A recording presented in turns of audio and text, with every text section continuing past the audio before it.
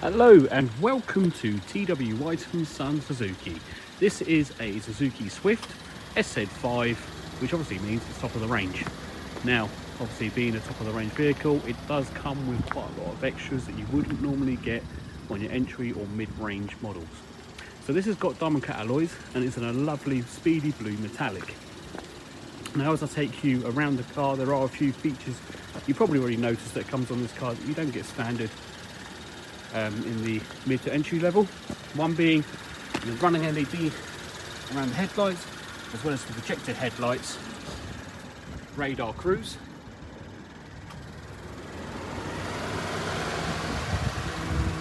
indicators on the mirrors. These are electric folding as well, and the keyless entry button on the side there. You can manually do it with the remote control, but obviously if you've got the key in the pocket, then you'll be able to open it just by pushing the button. Now I'm going to bring you around to the driver's side first. So I'm going to give you an inspection of the inside door card here. So a lot of this is obviously plastic on the outside, fabric just on the inside interior there, with the white trim, which also goes through to the middle there as well, but mostly on the door cards only. And then bringing you around on first inspection of the seats, no stains or marking or anything like that on these seats. No disagreeable odours or even any marks on the headliner there. So as I said, this has got the electrified mirrors, which you have to manually do from the inside, but you just push the button like that and then that will fold the mirrors in and fold the mirrors out. You can only do that when the engine's on, so it means that if you do lock the car, you can't just they don't just automatically go in when you lock the car, so it is something manually you have to do.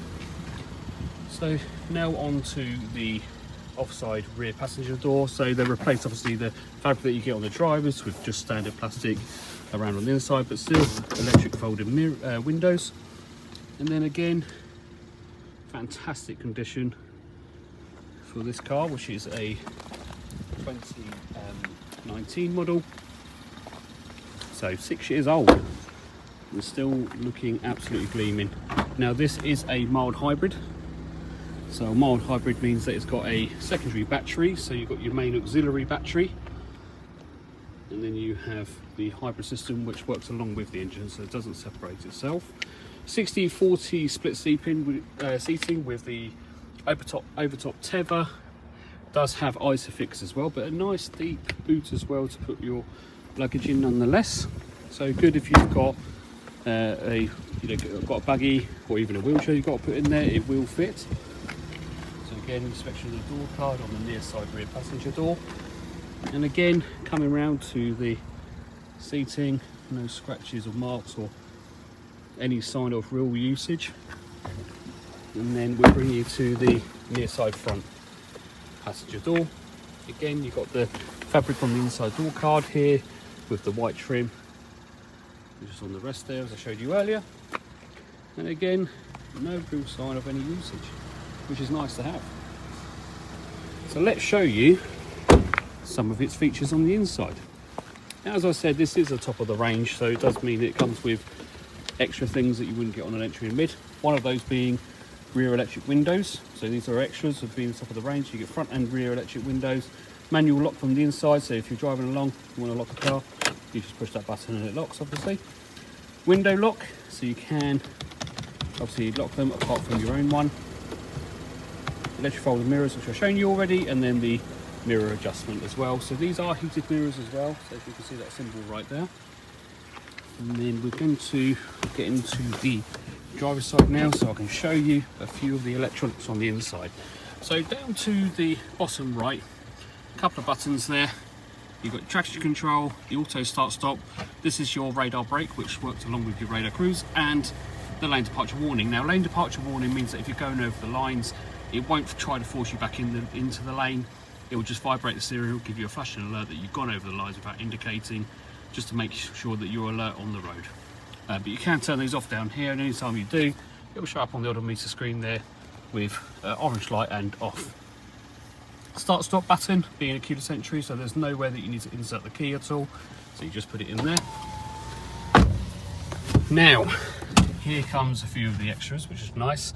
Infotainment screen, this is obviously to the buttons here.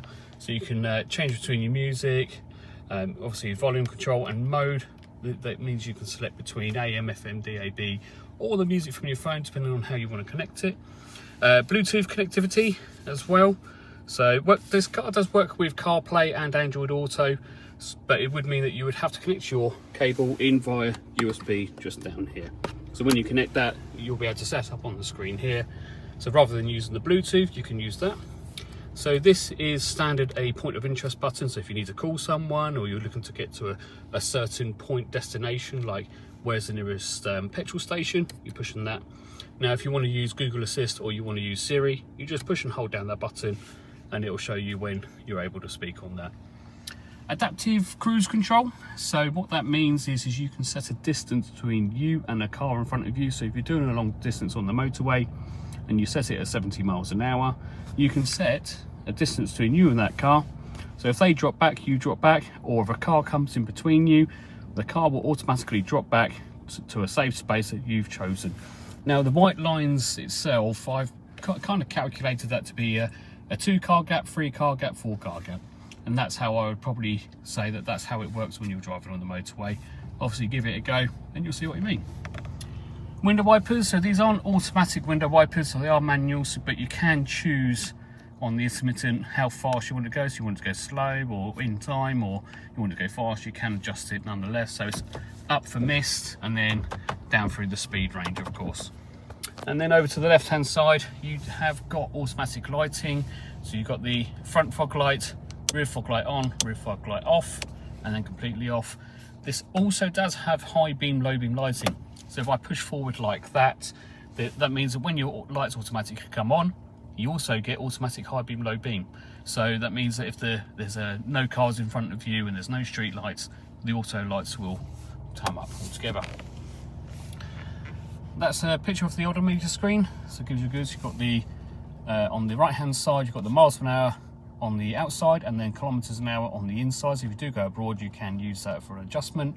The rev counter, including the temperature in the car, and then obviously where the miles and kilometers an hour, you've got the fuel gauge there for you. So this car has done 10,677 miles.